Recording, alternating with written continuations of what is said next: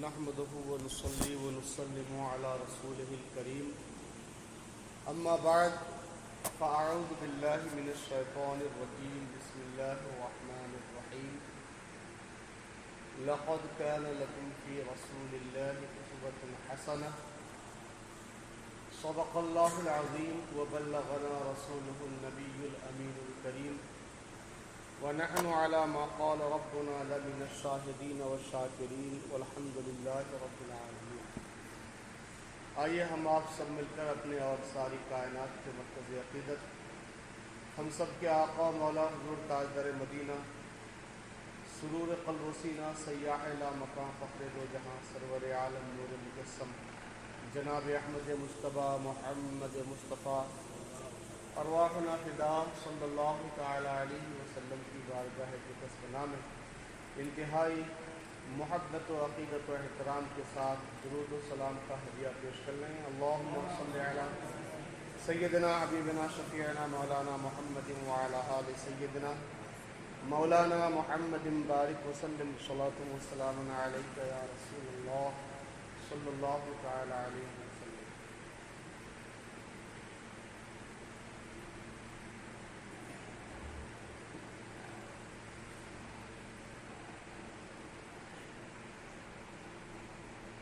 آج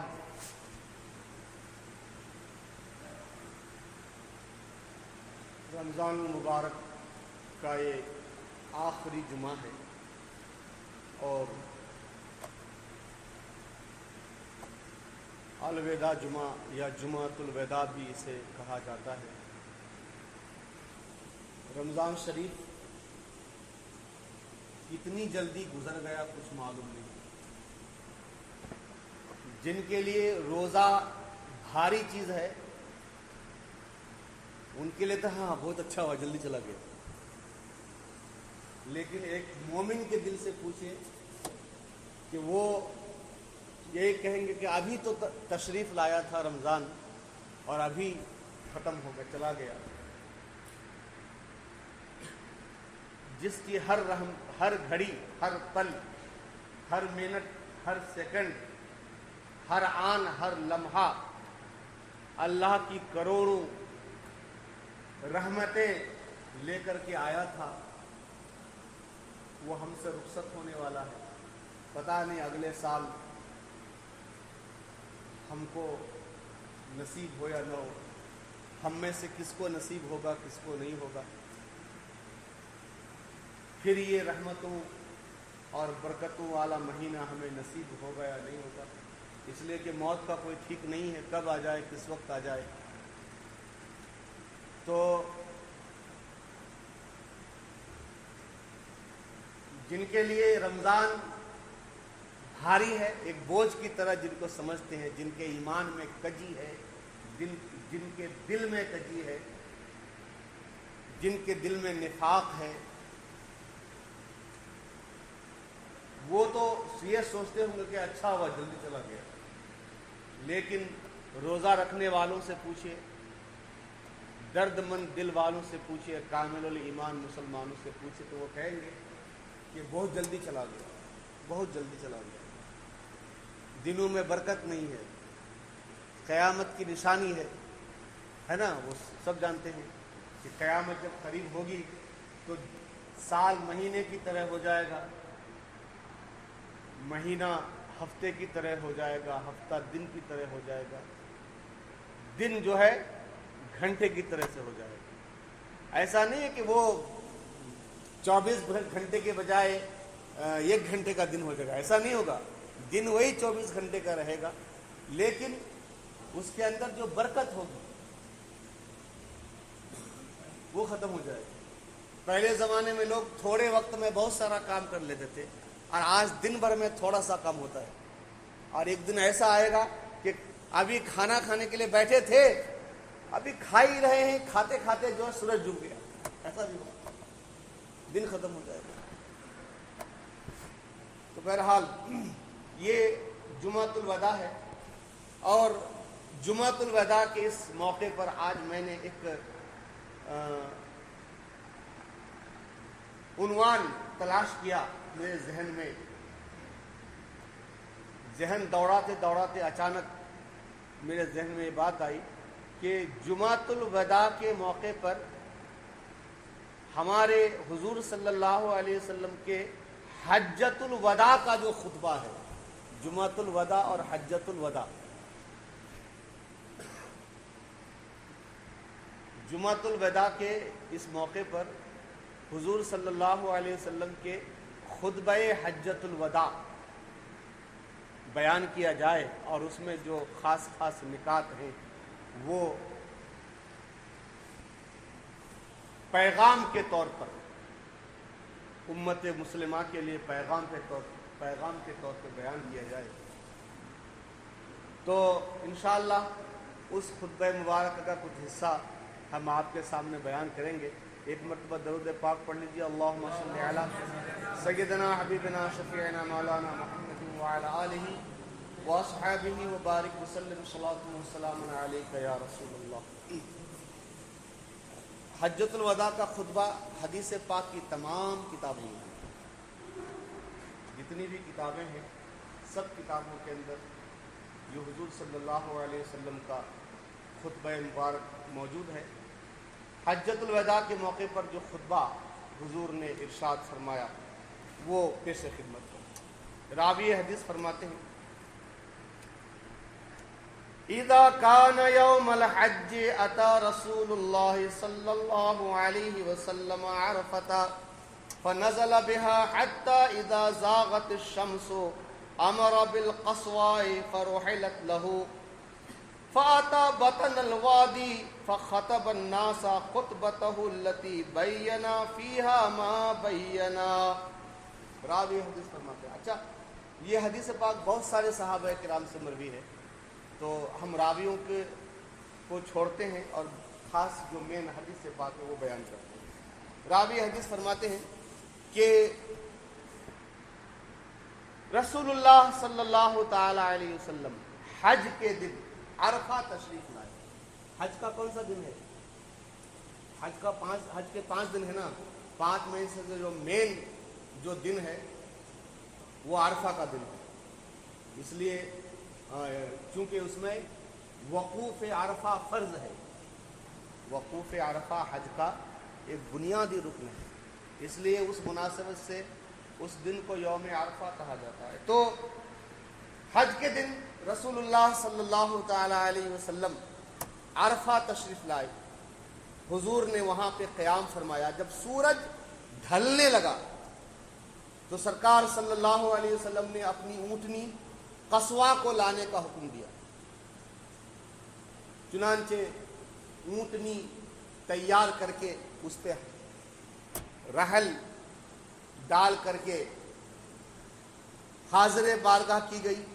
سرکار صلی اللہ تعالی علیہ وسلم اونٹنی پہ سوار ہو کر کے بطن وادی میں تشریف فرما ہوئے اور اپنا وہ خطبہ ارشاد فرمایا جس میں دین کے اہم امور کو بیان کیا، دین کے اہم معاملات کو حضور نے بیان فرمایا۔ فحمد اللہ واثنى علیہ قائلا لا الہ الا اللہ وحدہ لا شریک لہ صدق وعدہ ونصر عبدہ وہزم الاحزاب وحدہ۔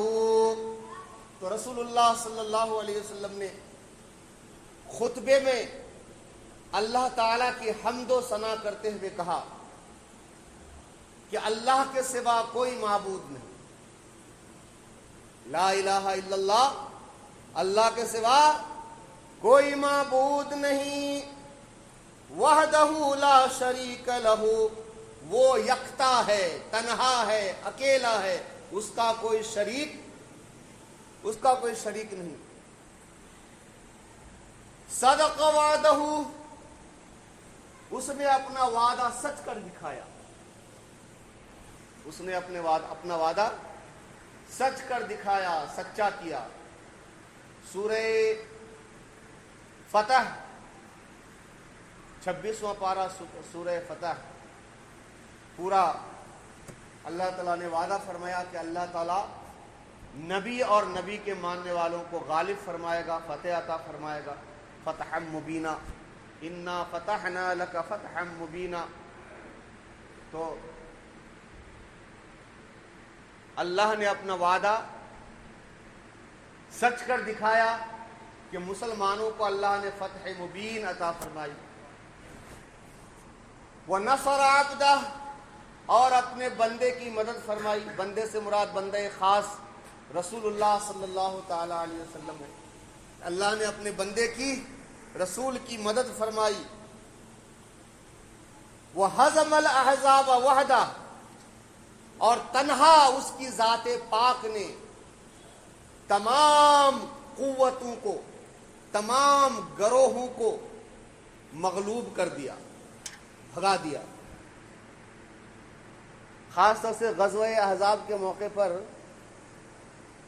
غزوہ احزاب جس کو غزوہ خندق بھی کہتے ہیں، سارے کفار قوتیں جمع ہو گئی تھیں مسلمانوں کو مٹانے کے لیے، لیکن رب نے ایسا کرم فرمایا کہ سارے کے سارے بھاگنے پر مجبور ہو گئے. وہ الگ تاریخ ہے انشاءاللہ کسی وقت. تو اس کے بعد یہ حمد و صلات کے بعد فرمایا ایھا الناس اسمعوا قولی فإنی لا ارانی وإیاکم ان تجمع فی ھذا المجلس ابدا بعد عامی ھذا. لوگو میری بات سنو. ایھا الناس اسمعوا قولی، اے لوگو میری بات سنو. فإنی لا ارانی وإیاکم ان تجتمع فی ھذا المجلس ابدا بعد عامی ھذا. مجھے نہیں لگتا کہ آئندہ ہم اور تم اس طرح سے، اس سال کی طرح سے کبھی اکٹھا ہو سکیں گے.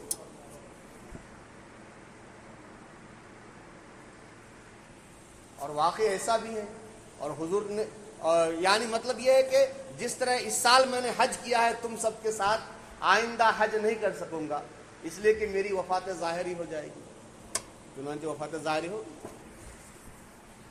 یہ ذی الحجہ کی بات ہے، اور ربیع الاول شریف میں سرکار صلی اللہ علیہ وسلم کی وفات ظاہری ہوئی. لوگ کہتے ہیں رسول کو اپنی پیٹھ پیچھے کا بھی علم نہیں.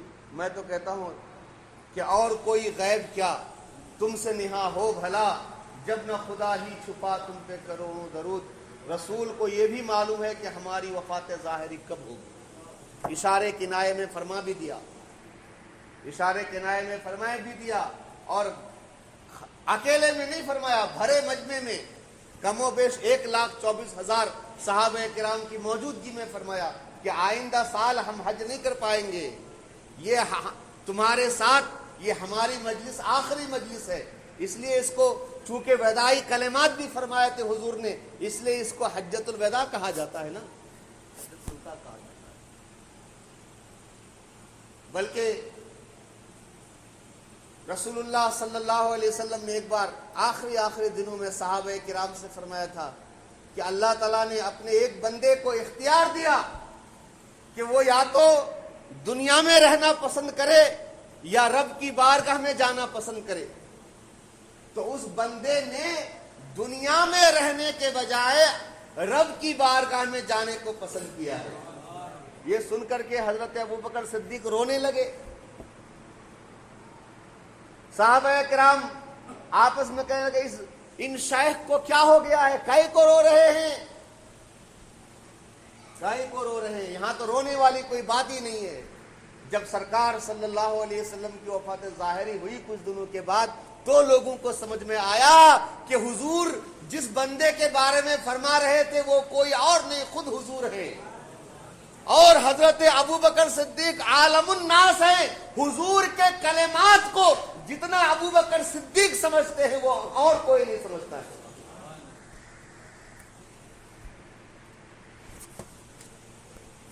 تو سمجھنے والے سمجھتے ہیں. بہرحال حضور نے فرمایا ایھا الناس ان اللہ یقول یا ایھا الناس انا خلقناکم من ذکر و انثی وجعلناکم شعوبا وقبائل لتعارفوا ان اکرمکم عند اللہ اتقاکم فلیس لعربی علی عجمی فضل ولا لعجمی علی عربی ولا لأسود على أبيض ولا لأبيض على أسود فضل إلا بالتقوى. سبحان اللہ. میں حجۃ الوداع کا خطبہ سنا رہا ہوں آپ کو. ہاں جی. حضور نے فرمایا لوگو، اللہ تعالیٰ اپنے کلام پاک میں ارشاد فرماتا ہے، اے انسانوں، یا ایھا الناس، اے لوگو، اے انسانوں، انا خلقناکم من ذکر و انثی، ہم نے تمہیں، تم سب لوگوں کو، تم سب انسانوں کو، تم سب آدمیوں کو ایک مرد عورت سے پیدا کیا ہے. کون ہے وہ؟ حضرت آدم علیہ السلام اور حضرت حوا رضی اللہ تعالی عنہ. ایک مرد اور ایک عورت سے پیدا کیا ہے. وَجَعَلْنَاكُمْ شُعُوبًا وَقَبَائِلًا، اور ہم نے تمہیں جماعتوں اور قبیلوں میں بانٹ دیا ہے. کئی کو لِتَعَارَفُوا، تاکہ تم پہچانے جاؤ، تاکہ تم پہچانے جاؤ. یہ قریشی ہے، یہ تمیمی ہے، یہ فلاں ہے، یہ فلاں ہے، یہ فلاں قبیلہ ہے.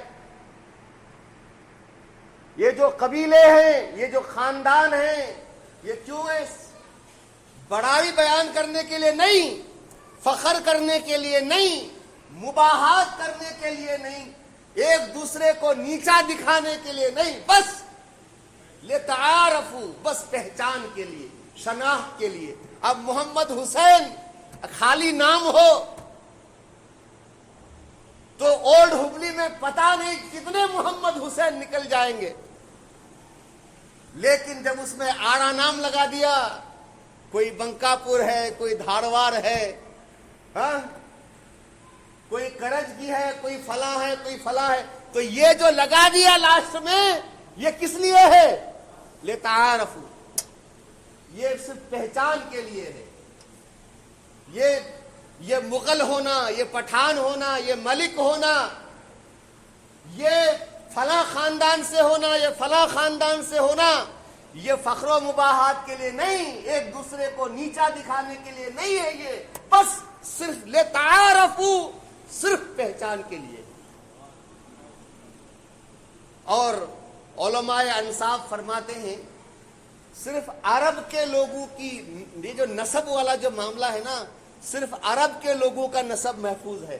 وہ باضابطہ اس میں ماہرین ہوتے تھے، اس میں ایکسپرٹس ہوتے تھے، اس میں جو ہے محققین ہوتے تھے، اور ہر قبیلے میں کتنے افراد ایسے ہوتے تھے جن کا پورا شجرہ نسب جن کو یاد ہوتا تھا. ہندوستان میں سوائے سیدوں کے کسی کا نسب محفوظ ہے ہی نہیں ہے. میں نے کہا سیدوں کے علاوہ، سوائے سیدوں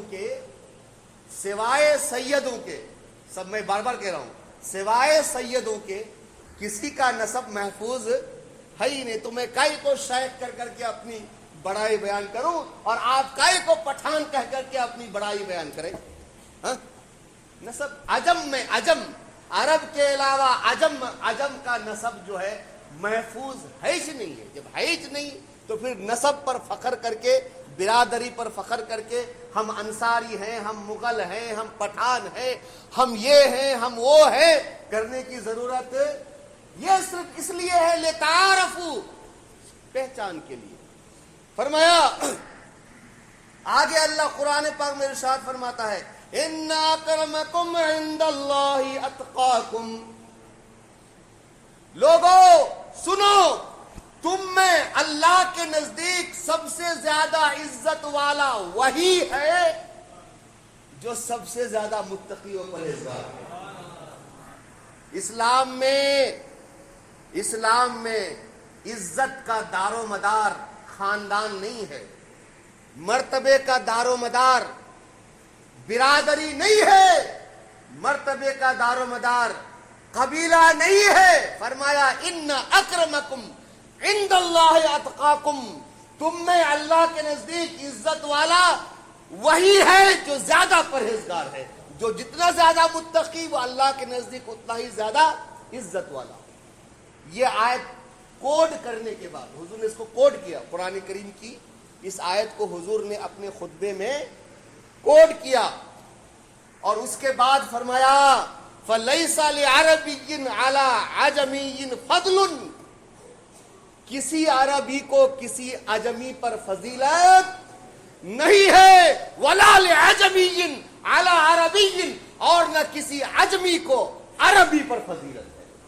انسانی مساوات، انسانی آج جو ہے انسانی مساوات کا بڑا لوگ پاٹھ پڑھانا چاہتے ہیں۔ ارے اسلام سے بڑھ کر، حضور سے بڑھ کر کسی نے اسلام دنیا کو انسانی مساوات کا درس دیا ہے؟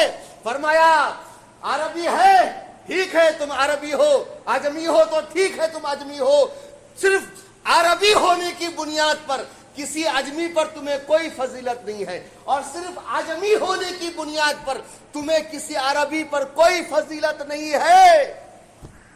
اور فرمایا وَلَا لِأَسْوَدَ عَلَىٰ أَبْيَضٍ، کسی کالے کو گورے پر کوئی فضیلت نہیں، وَلَا لِأَبْيَضَ عَلَىٰ أَسْوَدٍ، کسی کا گورے کو کالے پر کوئی فضیلت نہیں، إِلَّا بِتَقْوَىٰ، اگر فضیلت ہے تو صرف تقوی اور پرہیزگاری کی وجہ سے۔ یہ میں بڑا تو بڑا کا ساری عمارت ہی ڈھے گئی نا۔ ہاں یہ بڑا چلتا ہے، میں بڑا تو بڑا، کئی کو بڑا، اس سے بڑھ کر کوئی ہے؟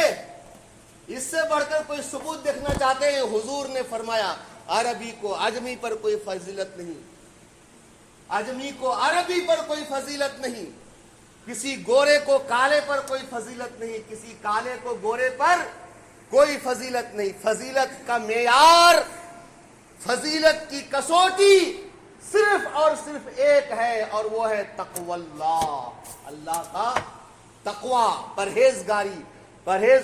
اب مسلمانوں دیکھو اپنے سماج میں جو جتنا زیادہ پرہیزگار ہے وہ اللہ کے نزدیک اتنا ہی زیادہ معزز ہے، اور آج کل سب معزز ہونے کا معیار پیسہ کو بنا لیا گیا، جس کے پاس جتنا زیادہ پیسہ انہوں اتنا ہی زیادہ عزت دار کتے۔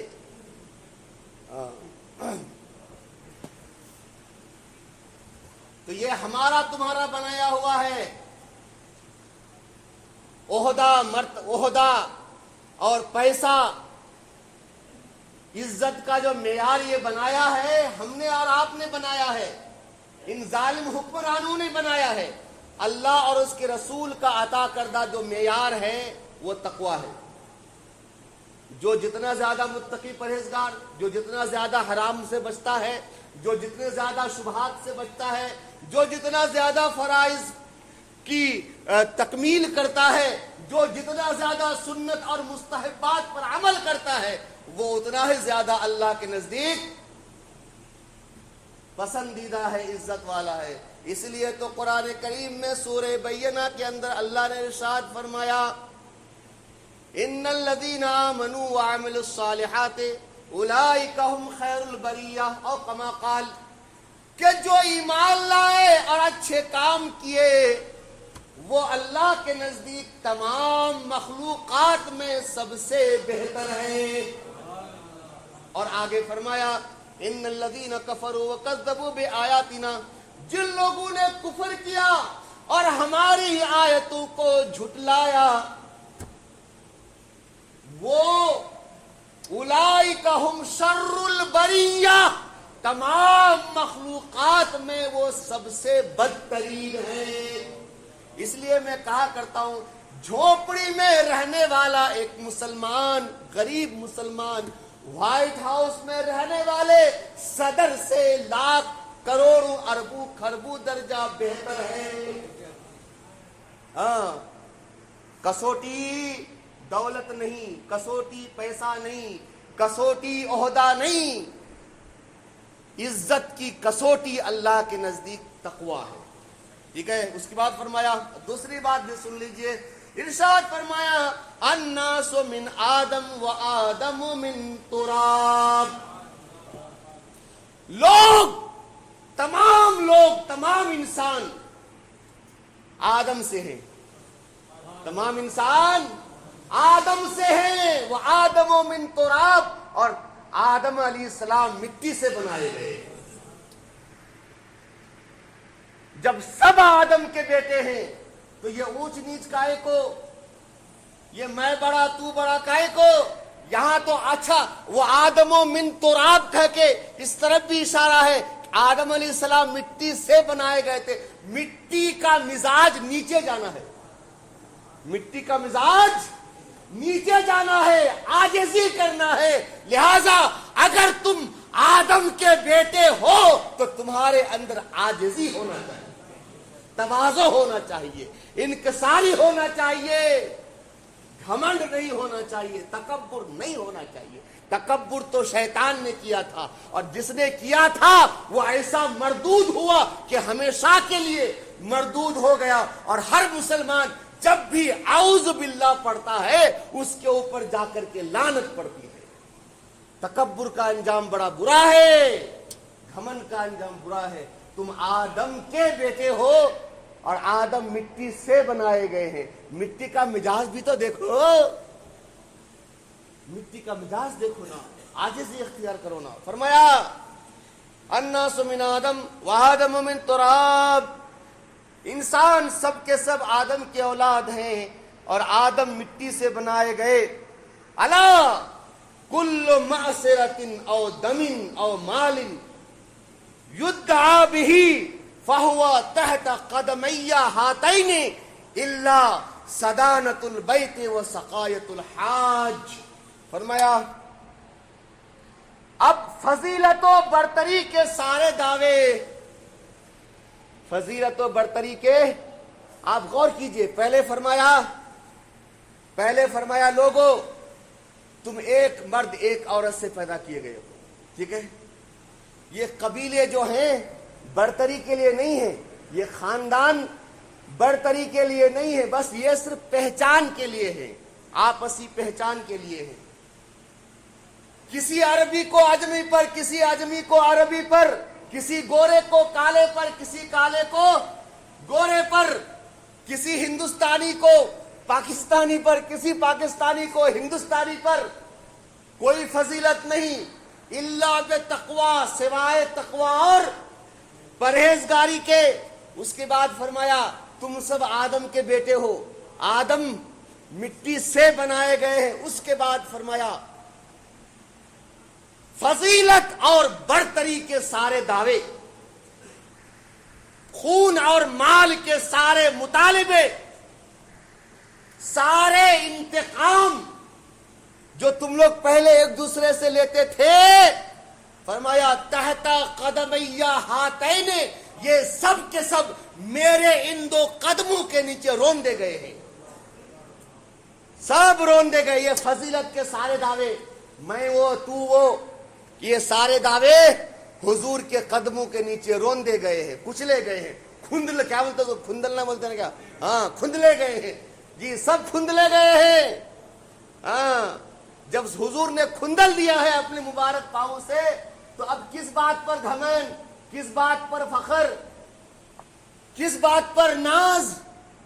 فرمایا یہ سارے دعوے، خون و مال کے سارے مطالبے، سارے انتقام میرے پاؤں تلے روندے جا چکے ہیں، البتہ الا صدانۃ البیت و سقایۃ الحاج، بیت اللہ کی تولیت اور حاجیوں کو پانی پلانے کی ذمہ داری آج سے پہلے جس کے پاس تھی، آج کے بعد بھی اسی کے پاس رہے گی۔ سبحان اللہ۔ اس کے بعد فرمایا سبحان اللہ، اس کے بعد فرمایا ثم قال یا معاشر قریش لا تجیئوا بالدنیا تحملونها على رقائکم ویجیء الناس بالآخرہ فلا اغنی عنکم من اللہ شیئا۔ فرمایا قریش کے لوگوں، ویسے ہم مسلمان ہیں اور مسلمان جو ہیں، مسلمان ہونے کے ناطے ہم اس بات کا یقین رکھتے ہیں کہ سارے انسانوں میں عرب بہتر، ٹھیک ہے نا، سارے ممالک میں عرب بہتر، عرب میں جو ہے قریش بہتر۔ یہ حدیث پاک بھی ہے، بخاری میں بھی ہے، مسلم میں بھی ہے۔ ہمارے حضور نے جب اپنی خاندانی شرافت و نجافت بیان فرمائے تو ہے وہ حدیث پاک. اب میں نے پچھلے سال ہی رمضان شریف سے قبل جو ہے مسلم شریف میں یہ حدیث پاک بچوں کو پڑھائی بھی ہے. تو ہم اس بات کا یقین رکھتے ہیں بحیثیت مسلمان کہ تمام لوگوں میں عرب کے لوگ افضل، عرب کے لوگوں میں قریش کے لوگ افضل، قریش کے نہیں تمام لوگوں میں، ہاں وہ پھر وہ تھوڑی لمبی ہے، میں اس کو شارٹ کرتا ہوں. جی قریش میں جو ہے بنی ہاشم افضل، اور بنی ہاشم میں سب سے افضل. حضور نے فرمایا بنی ہاشم میں سب سے افضل. تو ہم تو اس بات کا حدیث پاک کی روشنی میں اس بات کا یقین رکھتے ہیں کہ بلا شبہ عجم کے مقابلے میں عرب کے لوگ بہتر ہیں، اور عرب میں قریش کے لوگ بہتر ہیں، قریش میں جو ہے پھر جو ہے بنی ہاشم بہتر ہیں، اور بنی ہاشم میں حضور کا گھرانہ یہ سادات کرام سبحان اللہ بہتر ہیں، اعلیٰ ہیں، افضل ہیں. ہم اس بات کا یقین رکھتے ہیں. لیکن ساتھ ساتھ حضور نے جو فرمایا خاص طور سے قریش کو مخاطب کر کے کہ قریش کے لوگوں یہ مت سمجھنا کہ ہمارے نبی نے تو قریش کو افضل فرما دیا ہے تو ہم اپنی پگڑی ہمیشہ اونچا کر کے دوسروں کے سروں پہ پاؤں رکھتے رہیں. اگر کسی کو اللہ نے مرتبہ دیا ہے تو اس مرتبے کا مس یوز بھی نہیں ہونا چاہیے.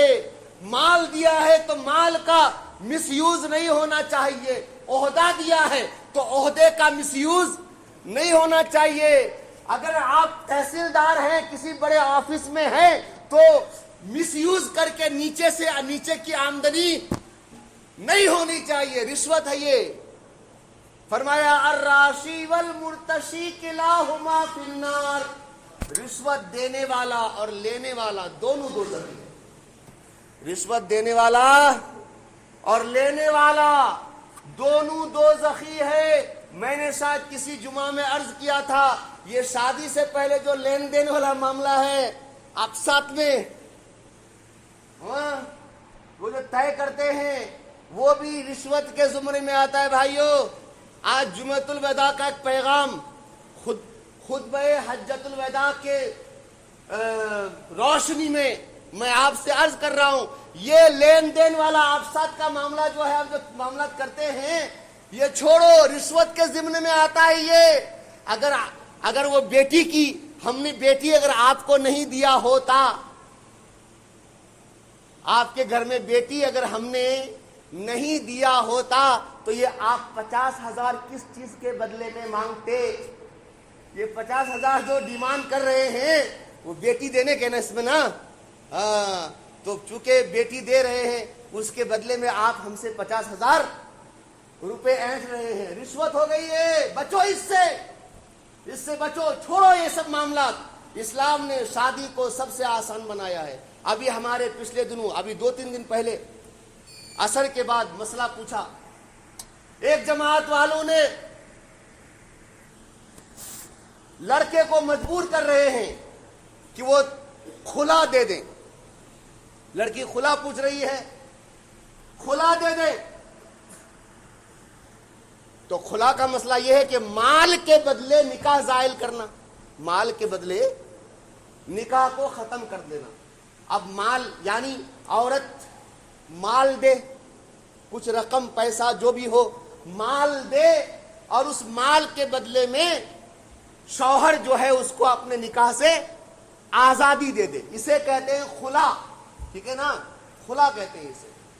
اب مال کتنا ہو تو فقہا نے فرمایا جتنا مہر ادا کیا تھا اسی کے برابر ہو. اس سے زیادہ لینا مکروہ ہے.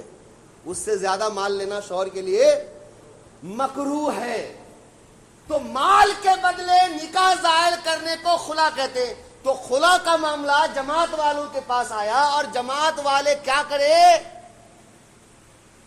لڑکی والے انہوں جو ہے جماعت کے سامنے یہ کلیم کیے کہ ہمارا شادی میں 15 لاکھ روپے خرچ ہوا، وہ ہم کو لڑکے سے دلانا.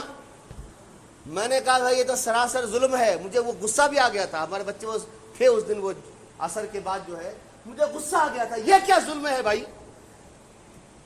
اگر لڑکا کہے کہ میں نہ طلاق دوں گا نہ خلا دوں گا، میرے پاس میں اپنی بیوی کو رکھنا چاہتا ہوں، میں اس کے ساتھ زندگی گزارنا چاہتا ہوں، میں زندگی کرنا چاہتا ہوں، یار میرے پاس بھیجو، لڑکی والوں بھیجو میری بیوی کو میرے پاس، تو یہ کیا بگاڑ لیں گے؟ ہاں؟ ایک تو مال کے بدلے میں نکاح زائل کرنا، خلا کہہ دے، تو مال لینے کا ایکچولی حق جو ہے شوہر کو ہے۔ شوہر یہ کہتا کہ میرا شادی میں 10 لاکھ خرچ ہوا تھا، مجھے وہ دو، یہ بنتا تھا، لیکن یہاں الٹا لڑکی والوں سے، جماعت والے لڑکی والوں کی طرف سے یہ جماعت والے کہہ رہے ہیں، کہتے کہ لڑکا جو ہے خلا بھی دے، ساتھ ساتھ 15 لاکھ جو نکاح کا خرچہ ہوا ہے وہ بھی دے۔ میں نے کہا کس نے کہا تھا 15 لاکھ خرچ کرنے کو شادی میں؟ قرآن نے کہا تھا، حدیث نے کہا تھا، کسی فقہ کی کتاب میں ہے کہ نکاح میں اتنے روپے خرچ کرو؟ ارے اسلام نے تو نکاح کو بہت ہی سمپل بنایا ہے۔ ارے 2-4 لوگ لڑکے والوں کی طرف سے ہوں، 2-4 لوگ لڑکی والوں کی طرف سے ہوں، ایجاب و قبول ہو، نکاح ہو گیا۔